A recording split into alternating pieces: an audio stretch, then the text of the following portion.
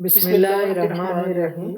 السلام अस्सलाम علیکم۔ वालेकुम जी। आज हम हाजिर हुए हैं नमाज में पढ़ी जाने वाली दुआ के साथ। नमाज में बैठे हुए जब आप दुरूद शरीफ पढ़ लेते हैं, जिसका तर्जुमा हमने पिछली वीडियो में पढ़ लिया था। अब दुरूद शरीफ के बाद 3 किस्म की दुआएं हैं जो नमाज में पढ़ी जाती हैं। हम इन सब दुआओं को तर्जुमे के साथ पढ़ेंगे, लेकिन इस वीडियो में हम पहली दुआ पढ़ेंगे। ज़्यादातर लोग ये दुआ पढ़ते हैं।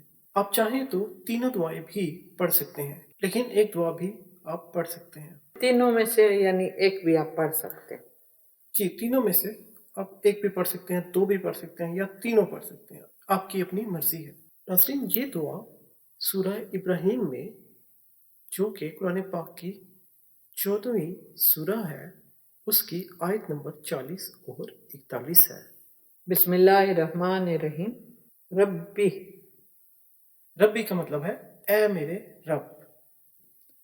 जालनी, चालनी का मतलब है मुझ पर, यानी अता कर, दे दे। मुकीम सलाते, मुकीम सलाती का मतलब है नमाज कायम करने वाला, यानी रब्बी जालनी मुकीम सलाती, ए मेरे परवरदिगार मुझे नमाज कायम करने वाला बना दे, मुझे नमाज का पाबंद बना दे। वमिन जुर्रियती, वमिन और जुरियाती, मेरी औलाद को भी।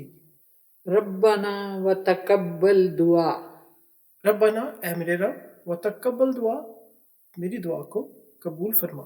रब्बना फिरली, रब्बना ए मेरे रब, रब्बना फिरली, ए मेरे रब, फिरली मगफिरत फरमा मेरी।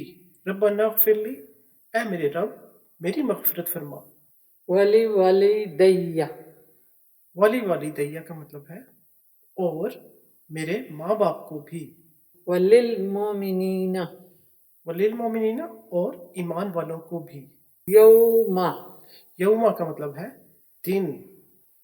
यकूमुल हिसाब, यकूमुल हिसाब, यकूमुल का मतलब है कायम होने वाला, मुल हिसाब हिसाब का दिन। तो यौमा यकूमुल हिसाब, हिसाब का दिन कायम होगा, उस दिन मगफरत फरमा किसकी? मेरी, मेरे वालिदैन की और ईमान वालों की। तो इस दुआ का तर्जुमा कुछ यूं बनेगा, ऐ मेरे परवरदिगार मुझे नमाज कायम करने वाला बना दे और मेरी औलाद को भी।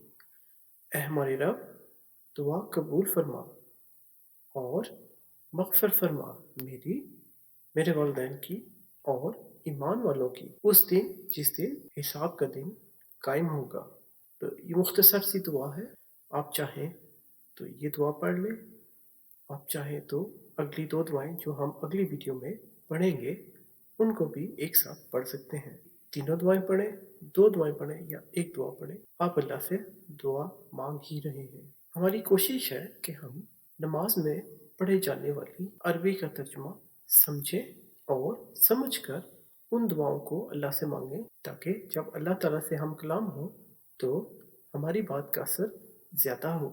इससे हमें भी पता होगा कि हम अल्लाह ताला से क्या बात कर रहे हैं और अल्लाह ताला से क्या मांग रहे हैं। चलिए, चैनल को यूं ही सब्सक्राइब करते रहिए, लाइक कीजिए, शेयर कीजिए। अच्छी बातें हैं, दीन की समझ की बातें हैं, इनको ज़्यादा से ज़्यादा फैलाने में हमारी मदद भी कीजिए। तो मिलेंगे आपसे अगली दुआ के साथ। तब तक के लिए खुदा हाफिज। अल्लाह हाफिज़।